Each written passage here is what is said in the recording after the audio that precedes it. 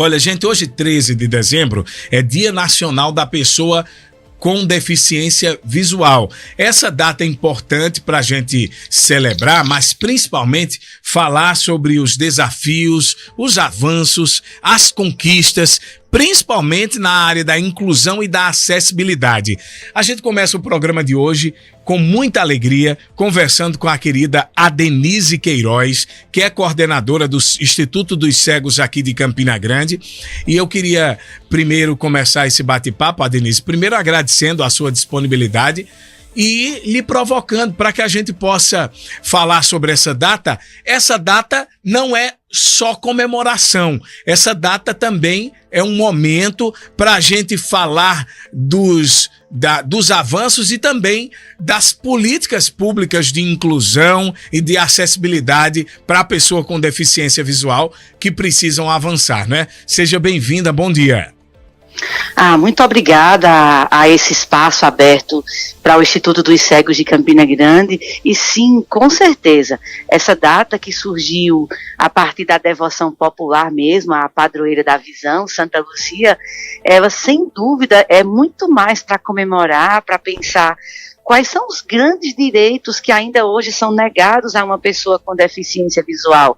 A pessoa com deficiência visual que por vezes não conta com a credibilidade de seus professores, de seus amigos, até mesmo de seus pais. A pessoa que muitas vezes com deficiência visual é julgada como aquela que é incapaz de raciocinar, de tomar decisões, de realizar escolhas, de falar por si mesmas. Então, sem dúvida, um dia dedicado à pessoa com deficiência visual, à pessoa cega, à pessoa com baixa visão, é dia de olhar para o seu potencial, para a sua capacidade, que muitas vezes fica ocultada pela dificuldade gerada ali em razão da perda da visão. Então, é dia sim de olhar para as capacidades das pessoas com deficiência visual, de rever os direitos que já estão assegurados na legislação brasileira, mas que muitas vezes não se concretizam no dia a dia de cada criança, no dia a dia de jovens e de adultos cegos e com baixa visão. Então, sem dúvida, o direito a ler e escrever em braille, o direito a usar o computador com autonomia, com acessibilidade, para, a partir de programas de voz, ampliar suas possibilidades de acesso à informação, à comunicação, o direito de frequentar espaços de cultura e lazer, que na maioria das vezes não são acessíveis para essas pessoas, o direito de realizar uma escolha afetiva e sexual consciente, porque muitas vezes não há concordância de que pessoas cegas podem namorar, podem casar.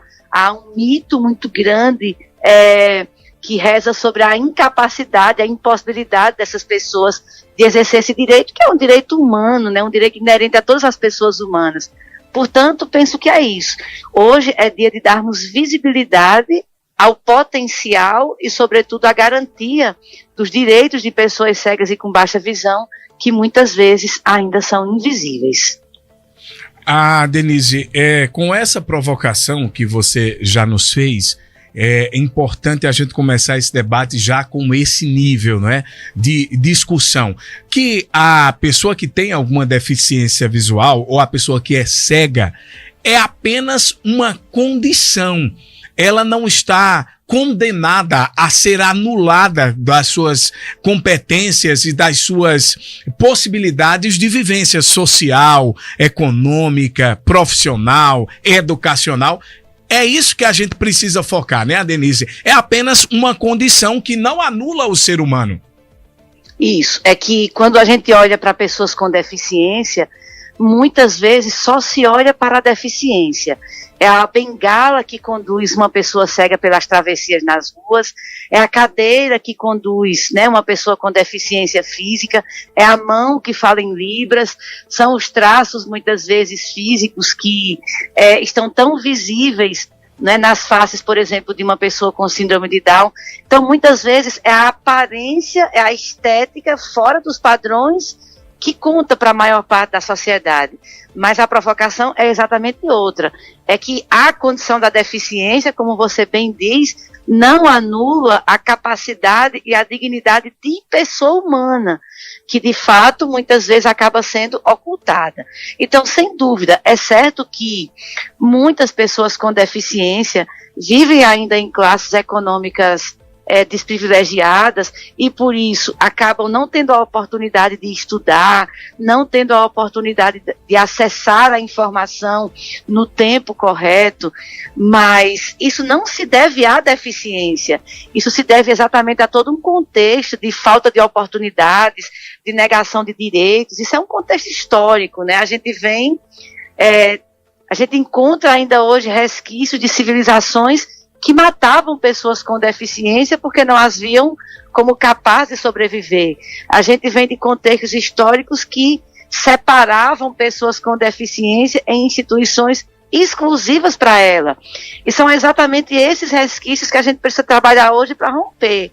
Hoje, as pessoas com deficiência, as pessoas cegas, mas as pessoas com deficiência em geral, elas não estão mais confinadas em suas casas, não estão mais confinadas em abrigos. As pessoas com deficiência estão em toda parte. Mas esses lugares onde as pessoas com deficiência passam a ocupar, como as escolas, os parquinhos, os shopping, os espaços comerciais, eles precisam ser acessíveis para que as pessoas cegas possam chegar e possam acessar, possam ir e vir com autonomia em qualquer espaço. Quando uma pessoa cega não consegue acessar esse espaço com autonomia, isso não se deve à ausência da visão. Isso se deve à falta de oportunidades de estudar, à falta de oportunidades de aprender a se expressar, a como conviver em sociedade.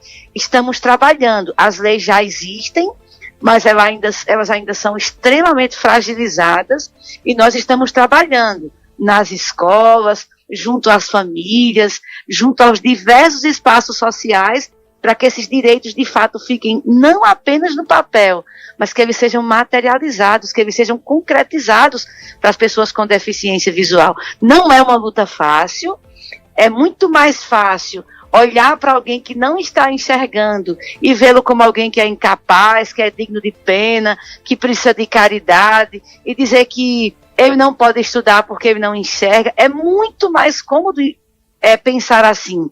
Então, por isso a nossa luta é árdua, é desafiadora, mas nós trabalhamos sim para que as pessoas cegas sejam cada vez mais reconhecidas pelo seu potencial e pelo seu direito e dignidade humana.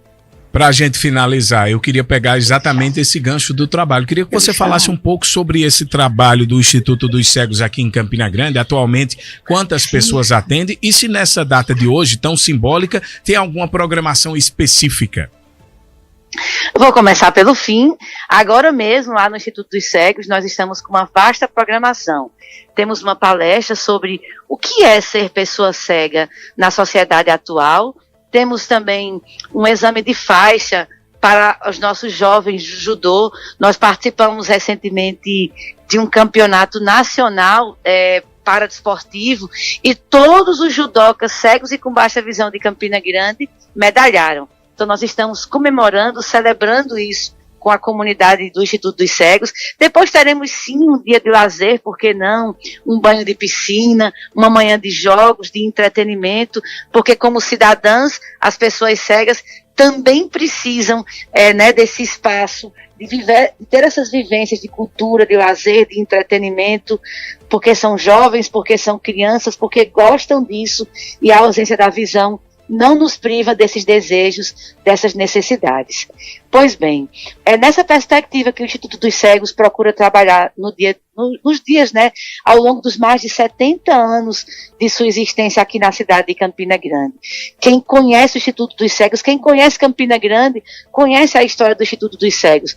Quantas pessoas, eu mesma que hoje sou servidora pública, professora da Universidade Federal da Paraíba, quantas pessoas passamos por lá e nos tornamos professores, advogados, profissionais autônomos, historiadores, atletas paradesportivos, músicos, enfim.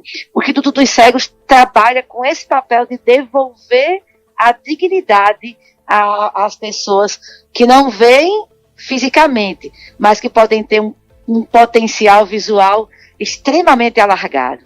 Então nós agradecemos muitíssimo esse espaço, convidamos você a acessar as redes sociais do Instituto dos Cegos, o nosso Instagram, a também visitar a nossa sede e conhecer de perto todo o trabalho que o Instituto tem realizado hoje para quase 200 crianças, jovens ou adultos que, na condição de pessoas cegas ou com baixa visão, procuram a instituição.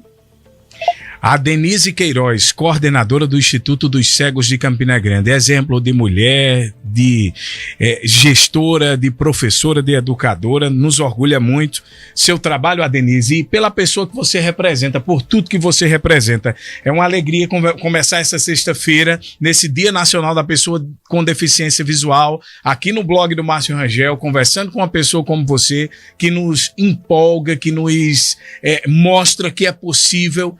E a gente fica muito feliz. Muito obrigado pela participação, Denise. Nossa gratidão. Na verdade, tudo que eu consegui construir hoje na minha vida pessoal, eu devo ao Instituto dos Cegos, e nós trabalhamos porque nós acreditamos que muitas outras pessoas conseguirão também. Um abraço a todos, gratidão pelo espaço sempre aberto do blog Márcio Rangel para a causa aí do Instituto dos Cegos.